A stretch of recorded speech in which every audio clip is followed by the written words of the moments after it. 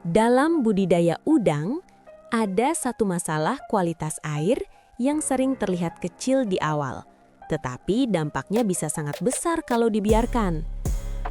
Masalah itu adalah amonia. Amonia memang bisa muncul secara alami di air budidaya. Namun dalam kadar tertentu, senyawa ini bersifat toksik bagi udang.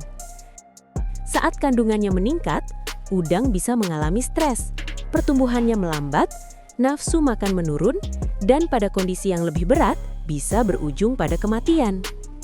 Karena itu, amonia bukan sekadar angka di hasil pengukuran air.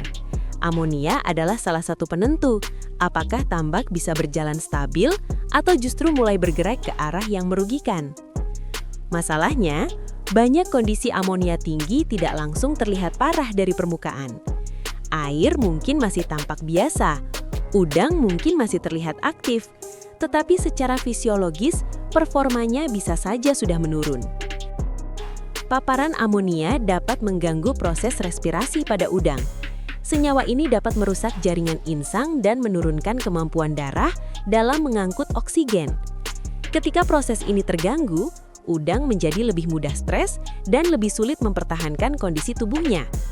Dampak berikutnya adalah pertumbuhan yang lambat. Saat udang terpapar amonia, stres yang muncul biasanya ikut memengaruhi nafsu makan. Ketika nafsu makan turun, laju pertumbuhan juga ikut menurun. Dalam praktik budidaya, kerugian seperti ini sering terasa secara perlahan. Udang tidak langsung mati, tetapi performanya terus menurun sedikit demi sedikit. Ukuran panen bisa kurang maksimal, efisiensi budidaya menurun, dan hasil akhir menjadi tidak optimal. Pada paparan yang terlalu lama dan tidak segera ditangani, amonia bahkan dapat menyebabkan kematian massal. Lalu dari mana amonia di tambak berasal? Amonia di tambak sangat berkaitan dengan buangan zat nitrogen. Sumbernya bisa berasal dari sisa pakan, buangan metabolisme udang, hasil dekomposisi organisme, dan pupuk yang mengandung nitrogen. Di antara semua sumber itu, pakan menjadi salah satu faktor yang paling penting untuk diperhatikan. Dalam budidaya, tidak semua pakan yang diberikan akan berubah menjadi daging atau biomasa. Sebagian besar justru kembali ke sistem budidaya dalam bentuk limbah metabolisme dan residu organik. Artinya, ketika pakan tidak dikelola dengan tepat, beban kualitas air akan ikut meningkat. Sisa pakan yang tidak termakan akan mengendap di dasar tambak dan menjadi sumber tambahan bahan organik. Semakin banyak bahan organik yang menumpuk, semakin besar peluang munculnya masalah kualitas air, termasuk kenaikan amonia.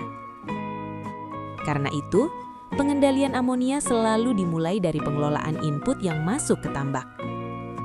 Dalam perairan tambak, amonia umumnya dibahas sebagai total amonia nitrogen atau TAN yang terdiri dari NH3 dan NH4.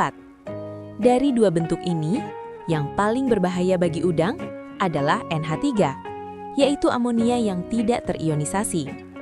Toksisitas TAN sangat bergantung pada persentase NH3 dan NH4 di dalam air. Disinilah suhu dan pH memegang peran besar. Ketika suhu dan pH naik, kadar NH3 cenderung ikut meningkat, dan risiko paparan negatif pada udang menjadi lebih tinggi. Sebaliknya, ketika suhu dan pH turun, kadar NH4 cenderung naik. Jadi, membaca kondisi amonia tidak cukup hanya melihat satu angka. pH dan suhu juga harus dipantau bersama. Inilah alasan kenapa pemantauan pH perlu dilakukan secara rutin. Nilai pH sangat mempengaruhi fraksi beracun amonia. Pengamatan ini menjadi lebih penting terutama pada siang hari, saat pH cenderung naik. Pada saat itulah kandungan NH3 bisa melonjak dan membuat kondisi tambak menjadi lebih berisiko. Jadi, kalau petambak hanya melihat warna air tanpa memantau pH dan suhu, ada kemungkinan masalah sudah berkembang tanpa disadari. Lalu, bagaimana cara mengenali bahwa tambak mulai mengalami masalah amonia? Ada beberapa indikator yang perlu diwaspadai. Air tambak bisa mulai terlihat keruh, yang menandakan adanya akumulasi bahan organik. Air juga dapat mulai menimbulkan bau, yang menjadi sinyal bahwa proses penguraian di tambak sedang tidak seimbang. Dari sisi hewan budidaya, udang bisa mulai menunjukkan gejala stres, termasuk perilaku yang tidak normal seperti melompat dari air. Selain mengamati tanda-tanda tersebut, kadar amonia juga sebaiknya diukur langsung dengan alat ukur khusus dan diiringi dengan pengukuran pH. Sebagai acuan umum, kadar amonia di tambak udang idealnya dijaga tetap rendah dan tidak melebihi ambang yang berisiko bagi udang. Jadi, apa sih yang perlu dilakukan untuk menurunkan amonia di tambak? Langkah pertama dimulai dari pengendalian harian. Pemberian pakan harus dikontrol sesuai perhitungan yang sudah ditetapkan. Ini penting karena pakan adalah salah satu sumber terbesar buangan nitrogen di tambak. Setelah itu, pH dan suhu air perlu dipantau secara rutin, terutama pada siang hari. Kepadatan fitoplankton juga perlu diawasi agar tidak terjadi lonjakan pH yang bisa mendorong kenaikan NH3. Langkah-langkah harian ini terlihat sederhana, tetapi justru menjadi fondasi utama dalam mencegah masalah amonia berkembang lebih jauh. Selanjutnya ada pengendalian mingguan. Kebutuhan pakan perlu dihitung ulang berdasarkan hasil sampling pada anco supaya pemberian pakan tetap akurat.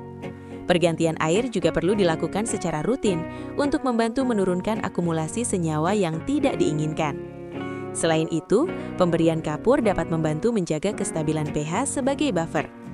Dan yang tidak kalah penting, penggunaan probiotik menjadi salah satu langkah yang sangat membantu dalam pengelolaan amonia di tambak udang. Probiotik yang tepat dapat membantu proses nitrifikasi serta penguraian bahan organik dan sisa pakan. Dengan kata lain, probiotik membantu sistem tambak bekerja lebih efisien dalam mengendalikan akumulasi senyawa berbahaya. Jadi, inti pengendalian amonia sebenarnya sederhana. Amonia tidak muncul begitu saja. Masalah ini terbentuk dari akumulasi pakan, bahan organik, perubahan pH, dan lemahnya monitoring. Saat semua faktor itu dikendalikan dengan disiplin, kondisi tambak akan lebih stabil, performa udang bisa lebih terjaga, dan resiko kerugian dapat ditekan sejak awal. Untuk mendukung pengelolaan kualitas air di tambak, Sakti Biru Indonesia menghadirkan Booster A dan Booster M. Probiotik ini direkomendasikan untuk membantu menjaga keseimbangan pH dan oksigen terlarut, menekan bahan organik di tambak, membantu mengurangi kadar amonia dan nitrit, serta meningkatkan kecerahan air. Dengan pengelolaan yang tepat, probiotik tidak hanya menjadi solusi saat masalah muncul, tetapi juga menjadi bagian penting dalam strategi pencegahan sejak awal. Untuk informasi lebih lanjut, hubungi Sakti Biru Indonesia.